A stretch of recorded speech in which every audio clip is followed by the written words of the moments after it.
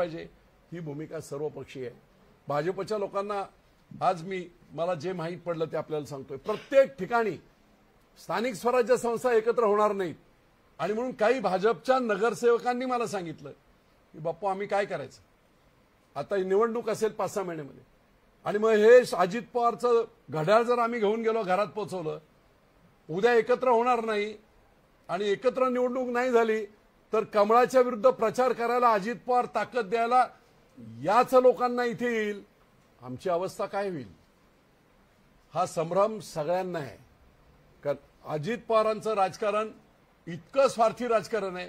महाविकास आघाडीच्या दरम्यान आम्ही बाहेर पडलो त्याचंही मेन कारण तेच होतं की अन्याय अत्याचार होते. अहो एवढंच काय, विधानसभेमध्ये माननीय मुख्यमंत्री एकनाथराव शिंदे यांनी विधानसभेचं पहिल्या भाषणात सांगितलं, अजित दादा तुम्ही दादागिरी करून मी नगर विकास खात्याचा मंत्री होतो, माझ्या 800 कोटी तुम्ही घेऊन गेला, बोललो का तुम्हाला मी काय?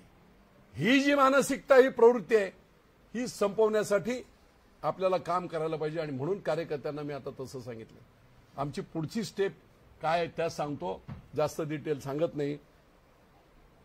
1 तारखेला पालखी तळावर, माऊलींच्या पालखी तळावर जशी माझी पहिली सभा उद्धव साहेब ठाकरेंच्या उपस्थितीत झाली होती, आज कोणी नाहीये, द्रोणाचार्य आहेत, आशीर्वाद देणारे लोक आहेत, जनसामान्यांची लढाई आहे, पवार नावाच्या प्रवृत्तीच्या विरुद्ध जनसामान्यांची लढाई आहे. त्या स्टेजवर जनसामान्य असतील आणि 1 तारखेला पालखी तळावर हे बिगुल आम्ही फुंकू.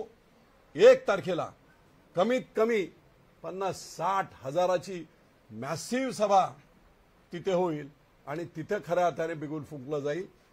त्याच्यानंतर माझी ओळखपत्र वगैरे जी असतील ती सगळी ओळखपत्र गावागावामध्ये, मला न काल मी एका गावाचं नाव घेत नाही कारण त्यांना त्रास होईल, इंदापूरमधल्या एका गावात गेलो होतो, 100-150 सर्व वरिष्ठ वगैरे उन्हाचा हे होता, महादेवाच्या मंदिरात बसलो आणि सांगितलं त्यांनी की बापू काय, तर म्हणे बापू तुम्ही आमच्याकडे आला नसता तरीही मी बोलल्यानंतर आमचा निर्णय पक्का होता की ही नामी संधी आहे, अत्याचार अन्याय आम्ही सहन केलेले आहेत, मग त्यांच्या नेत्यांवर केले आहेत, आमच्यावर केलेले आहेत, आम्ही संधी सोडणार नाही. तुम्ही आला नसता तरी आम्ही तुम्हाला मतदान करण्याचा तिसरा पर्याय, ना सुनेत्राताईंना मतदान, ना सुप्रियाताईंना मतदान, तिसरा पर्याय जनसामान्यांचा म्हणून आपल्याला मतदान करण्याचं आम्ही ठरवलंच होतं. आणि म्हणून ही निवडणूक, ही 1 तारखेची सभा झाल्यानंतर 5 बाकीच्या विधानसभा मतदारसंघामध्ये लोकांना आव्हान करून या दिवशी मी तिथे येणार आहे, आपण माझं मनोगत ऐकायला या, असे आव्हान मी करणार आहे. माझ्याकडे काही यंत्रणा नाही, माझ्याकडे काही मोठा पक्ष नाही, माझ्याकडे बूथ कमिटीचे लोक नाहीत, माझ्याकडे कोण आहे तर सामान्य जनता आहे. त्या सामान्य जनतेला आव्हान करून 5ही मतदारसंघामध्ये अतिशय प्रभावी अशा सभा या घेतल्या जातील, ज्याच्या माध्यमातून सभा होतील आणि सभेच्या माध्यमातून त्या ठिकाणचे लोकल प्रश्न मांडून निश्चितपणे जनजागृती करण्याचा प्रयत्न मी करणार आहे. 12 तारखेला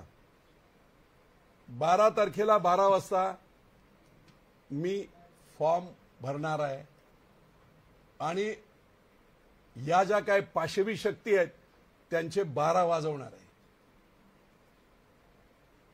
12 तारखेला फॉर्म भरणे, पुढची प्रोसेस सुरू होईल. ज्या दिवशी चिन्ह मिळेल ते चिन्ह मिळाल्यानंतर मग ते पोचवण्याची संपूर्ण यंत्रणा आम्ही राबवू आणि फक्त रोड शो होतील. आता इतक्या मोठ्या मतदारसंघात काय होणार आहे, संपूर्ण मतदारसंघामध्ये रोड शो करत लोकांचे दर्शन आणि आशीर्वाद घेत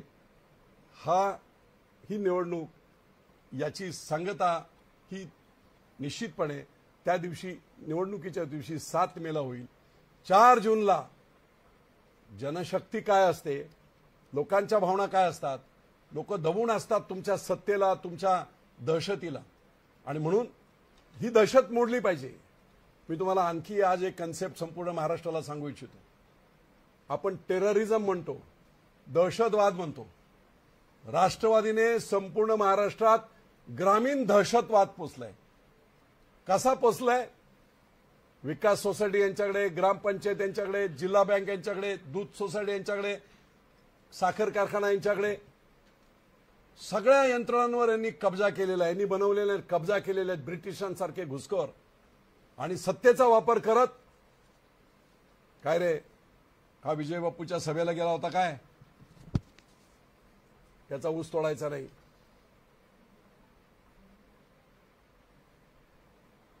हा जरा आजूबाजूला बोलतो, बघतो काय भाजपचं काम करतो काय. याला विकास सोसायटीतून कर्ज नाही द्यायचं, याला गायीसाठी कर्ज नाही द्यायचं, गोठ्यासाठी कर्ज नाही द्यायचं, कुठच्याही शासकीय योजना आहेत त्याला कर्ज नाही द्यायच्या. अहो एवढंच काय, संग्राम थोपटेचा कारखाना आज बंद पडलाय. का कारखाना बंद पडलाय? निव्वळ दहशत म्हणून बंद पडलाय. तिकडे पवारांचा कारखाना शिरूरला का बंद झालाय? पवार फक्त अजित पवारवाले नाही म्हणून बंद झालाय. आणि म्हणून